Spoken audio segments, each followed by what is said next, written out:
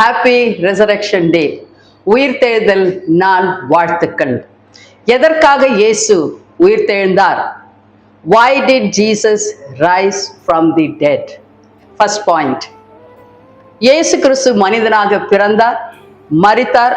ஆனாலும் அவர் ஜீவனுள்ள தேவன் என்பதை இந்த உலகத்திற்கு தெரிவிக்க உயிர்த்தெழுந்தார்.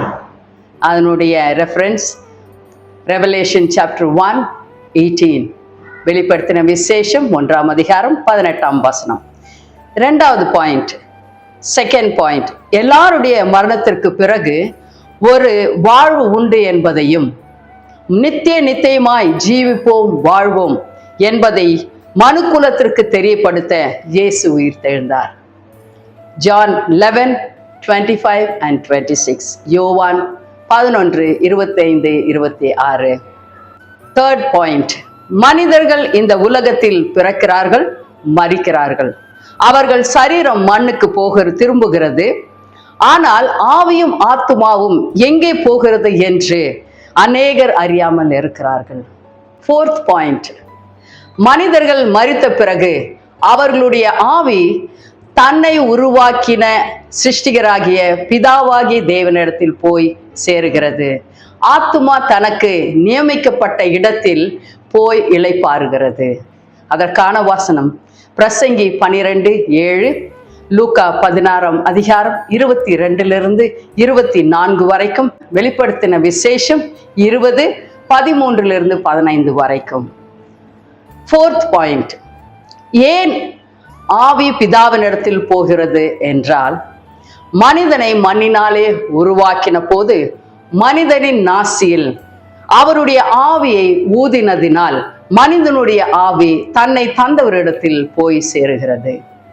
ஆதியாகமம் 2ஆம் அதிகாரம் 7ஆம் வசனம், ஜெனிசிஸ் சாப்டர் 2:7. சிக்ஸ்த் பாயிண்ட், இயேசு உயிர்த்தெழுந்ததின் காரணம், இயேசு நமக்காக ஒரு இடத்தை ஆயத்தப்படுத்த போகிறேன் என்றார்.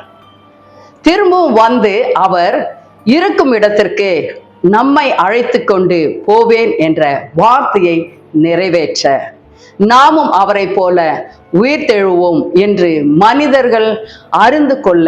ஹல்லேலூயா. அதற்கான வசனங்கள் அநேகம் உண்டு. யோவான் 14:13, 1 கொரிந்தியர் 15:51-52, 1 தெசலோனிக்கர் 4:16-17, எபிரேயர் 9:28. இத்தனை வசனங்கள் உண்டு.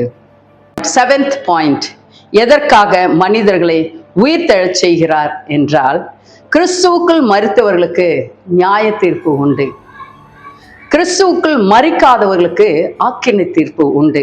அதாவது மற்றவர்களுக்கு.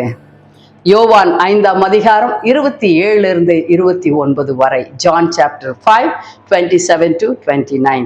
எய்த் பாயிண்ட், எதற்காக இயேசு நியாய தீர்ப்பும் ஆக்கினை தீர்ப்பையும் கொடுக்க வருகிறவராக இருக்கிறார்? ஏனென்றால் மரணத்தை ஜெயித்தார், பாதாளத்தை வென்றார். மரணத்திற்கும் பாதாளத்திற்கும் உரிய திறவுகோலை, அதாவது அதிகாரத்தை உடையவராய் இருக்கிறார். ரெவலேஷன் சாப்டர் 1:18, வெளிப்படுத்தின விசேஷம் 1:18 சொல்லப்படுகிறது.